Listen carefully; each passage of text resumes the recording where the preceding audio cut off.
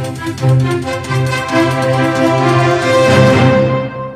जयंत पाटील यांनी एकनाथ शिंदे यांची भेट घेतलेली आहे. कुठेतरी राजकीय वर्तुळात चर्चा रंगलेली आहे की राष्ट्रवादी शरद पवार गट देखील एनडीए सोबत जाणार. नाही, या सगळ्या गोष्टींना काही एक अर्थ नाही. मुळात जयंत पाटील साहेब 2 दिवस आधी मुख्यमंत्र्यांना सुद्धा भेटले. त्यांच्या एका मतदारसंघामधल्या एका विधान आपलं नगरपालिकेच्या डिस्क्वालिफिकेशन विषयी त्यांनी मुख्यमंत्र्यांचा हा विषय कानावर घातला आणि त्याला काहीतरी मदतीचं त्यांनी चर्चा केली असेल. पण हे जे काम आहे ते नगर विकास विभागाशी थोडंसं संबंधित असल्यामुळे कदाचित हे उपमुख्यमंत्र्यांना सुद्धा सांगावं असं त्यांच्या मनात असेल किंवा मुख्यमंत्र्यांनी त्यांना त्या पद्धतीच्या सूचना दिल्या असतील. केवळ फक्त तेवढाच त्याचा अर्थ काढला पाहिजे असं माझं मत आहे. शरद पवार गट देखील एनडीए मध्ये या ठिकाणी येऊ शकतो, जयंत पाटलांना अर्थ काढू शकतो अशी चर्चा होती. पवार साहेबांच्या पक्षाच्या कुठल्याच नेतृत्वाकडनं आम्ही एनडीए मध्ये सहभागी होऊ असं कुठेही मी या ठिकाणी स्टेटमेंट ऐकलेलं नाही. उलट सुप्रियाताई सुळेंनी परवाच्या दिवशी जे मुलाखतीमध्ये सांगितलं, माध्यमांसमोर ज्या बोललेल्या आहेत, त्यात त्यांनी शीतकालीन सत्रामध्ये त्यांच्या पक्षाची भूमिका महिला विधेयकाच्या संदर्भात किंवा डिलिमिटेशनच्या संदर्भात आमचा असलेला पाठिंबा किंवा चर्चेमध्ये असलेला सहभाग हा खऱ्या अर्थाने त्यांच्या पूर्ण स्टेटमेंटमध्ये दिलेला आहे. एखाद्या विधेयकाला समजा एखाद्या पक्षाला त्यांची भूमिका मांडून समर्थन द्यायचं असेल तर ते एनडीए मध्ये सहभागी होतील असा अर्थ काढणं चुकीचं असेल. महाराष्ट्रात देशामध्ये अनेक विधानसभांमध्ये किंवा लोकसभेमध्ये असे कित्येक विधेयक असतात की ते सगळेचे सगळे मिळून विधेयक सर्व पक्षीय त्याला समर्थन असतं. असेही काही विधेयक असतात. याचा अर्थ मग ते सगळ्यांचं त्यांना समर्थन असतं किंवा ते एनडीए मध्ये सहभागी झालेले आहेत असं त्याचं काढणं चुकीचं आहे. त्यामुळे यांचं बिलापुरती समर्थन आहे, आता विधेयकापुरती संबंध आहे. त्यांचा सहभाग असलेल्याचं कुणीही काही कुठे बोललेलं नाही. आणि तटकरे यांनी मुख्यमंत्र्यांची भेट या ठिकाणी घेतलेली आहे. मात्र या भेटीपासून सुमित्रा पवार आणि पार्थ पवार यांना या भेटीची कुठलीही कल्पना नव्हती. कुठेतरी सुमित्रा पवार नाराज असल्याची चर्चा रंगलेली आहे. आता एक सांगतो की मुख्यमंत्र्यांना भेटणं हे प्रत्येक खासदाराचं, आमदाराचं किंवा जे काही लोकप्रतिनिधी असतात त्यांचं सगळ्यांचं काम आहे. आज प्रफुल्लभाई पटेल असतील, तटकरे साहेब असतील, अनेक वर्षापासून खासदार झालेले आहेत, आमदार झालेले आहेत, मंत्री राहून चुकलेले आहेत. त्यांनाही त्यांच्या वैयक्तिक विधानसभा क्षेत्रात, लोकसभा क्षेत्रात महाराष्ट्रातल्या आमदारांच्या समस्या मांडायच्या असतात.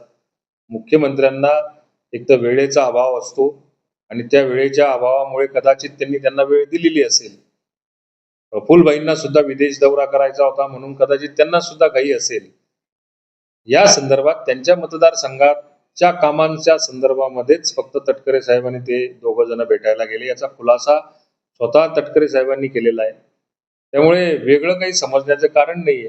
दुसऱ्या दिवशी ही भेट झाल्यानंतर सुमित्रा वहिनींना सुद्धा याची संपूर्ण कल्पना ही तटकरे साहेबांनी माझ्याच समोर दिलेली आहे किंवा मी सुद्धा त्याचा साक्षीदार आहे. त्यामुळे नाराजगी असण्याचं काही कारण नाही. त्यांच्या भेटीनंतर पार्थ पवार यांनी देखील मुख्यमंत्र्यांची या ठिकाणी भेट घेतली आहे. तेव्हा पुढच्या काळामध्ये शीतकालीन सत्र सुरू होत आहे आणि शीतकालीन सत्रामध्ये जी काही महत्वाची विधेयके आहेत ती विधेयकं जर का राज्यसभेमध्ये आणि लोकसभेमध्ये मंजूर करून घ्यायची असतील तर पार्थ पवार सुद्धा आमच्या पक्षाचे एक खासदार आहेत, वरिष्ठ नेते आहेत. त्यामुळे त्यांना सुद्धा याची कल्पना असली पाहिजे की आपलं उपस्थिती त्या ठिकाणी असली पाहिजे, आपलं समर्थन असलं पाहिजे आणि आपण चर्चेमध्ये सहभागी झालं पाहिजे. याच दृष्टिकोनातून पार्थ पवारांची त्यांनी कदाचित चर्चा झाली असेल. दुसरं काही कारण असेल तर मला माहिती नाही. प्रदेश अध्यक्षपदी आपली असल्याची जोरदार चर्चा रंगलेली आहे. ह्या सगळ्या सूत्रांच्या माहित्या ज्या आहेत त्या मला सुद्धा मिळाल्या तर बरं होतील. कारण आमच्या पक्षामध्ये मी राष्ट्रवादी काँग्रेस पक्षाचा प्रदेश अध्यक्ष माध्यमांमधनं बघायला मिळतं, सूत्रांकडनं आपल्यालाही माहिती मिळते. परंतु आमच्या सूत्रांकडनंही याची माहिती आपल्या माध्यमांपर्यंत पोहोचते. पण ह्या स्वरूपाची चर्चा माझ्याशी प्रदेश अध्यक्ष होण्याच्या संदर्भात आमच्या पक्षश्रेष्ठींनी कोणीही केलेली नाही. आमच्या पक्षाचे प्रदेश अध्यक्ष यांचं उत्तम काम चाललेलं आहे.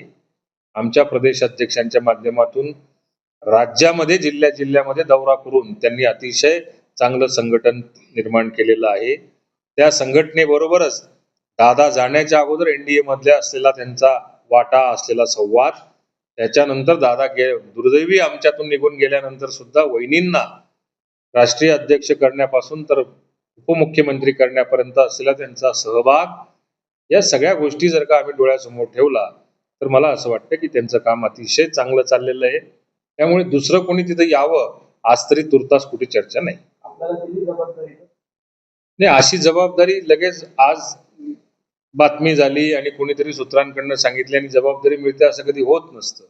राष्ट्रवादी काँग्रेस पक्षाच्या घटनेनुसार याची निवड करण्याची जी प्रक्रिया असते ती तालुका अध्यक्ष, जिल्हाध्यक्ष आणि मग त्याच्यानंतर प्रदेशाध्यक्ष, किमान याला 1 वर्ष तरी लागतो. आणि तटकरे साहेबांचा कालावधी जर का बघितला तर अजून 1.5 वर्षानंतर याची सुरुवात केली तर 2-2.5 वर्षानंतर प्रदेशाध्यक्षाचा विचार केला जाऊ शकतो. ज्यावेळी येईल त्यावेळेला चर्चा करू. फडणवीस यांची दिल्ली फेरी वाढलेली आहे. मोठे फेरबदल होण्याचे राज्यात सध्या तरी या ठिकाणी संकेत दिसत आहे. जोरदार सर्जा रंगलेली आहे. नाही, मी सुद्धा हे माध्यमांमधनं ऐकतोय. शेवटी ते एका पक्षाचे प्रमुख आहेत शिंदे साहेब. देवेंद्र फडणवीस साहेबांवरती राज्याची जबाबदारी, देशातल्या अनेक राज्यांची पण जबाबदारी आहे. त्यामुळे समजा जर का एखादं शीतकालीन सत्र पुढे भविष्यात चालू होत असेल तर त्याच्यात पक्षाचे काही निर्णय असतात, काही कोर कमिटीच्या बैठका असतात, काही रणनीती असते, त्याच्या चर्चा असतात. या सगळ्या चर्चा करण्याकरता या सगळ्या नेत्यांना दिल्लीला हे सातत्याने जावं लागतं.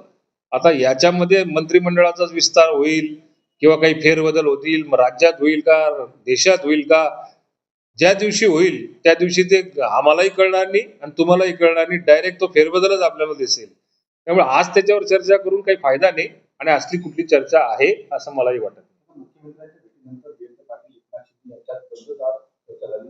धन्यवाद मोठं झालं काही राजकीय फायदा मिळाला. जयंत आव्हाड त्या ठिकाणी मी एकदम स्पष्टपणे सांगितलेलं आहे की जर का त्यांच्या मनामध्ये जयंत पाटील साहेबांच्या आणि आव्हाड साहेबांच्या मनामध्ये काही असेल तर ते अतिशय सिनियर नेते आहेत. खरोखर त्यांच्या मनामध्ये काही वेगळं विचार करायचा जर का असेल तर मी इतका मोठा त्यांच्या मनातलं ओळखण्या इतका मोठा कार्यकर्ता नाही. मला जे कळतं त्यांना ते राजकीयच काम होतं, हेच काम होतं, त्यांच्या मतदारसंघापुरतीच काम होतं. अशा काही बंददार चर्चा करण्याकरता ते नंदनवनला किंवा वर्षावर जाणार नाही. त्याच्या चर्चा या वेगळ्या ठिकाणी वेगळ्या स्वरूपामध्ये होऊ शकतात. राज्यातील कॅपिटल मार्केट योजना रद्द करण्याचा निर्णय विभागाने घेतला आणि लाडक्या बहिणींच्या साड्या सुरू आलेल्या आहेत. काय लाडक्या बहिणींच्या साड्या वाटपची राज्य सरकारकडून केलं जात होतं. एकनाथ शिंदे यांनी ही योजना नाही, या निर्णयाच्या बाबतीमध्ये मला तरी काही माहिती नाही. माहिती घेतल्यानंतर बोलेल.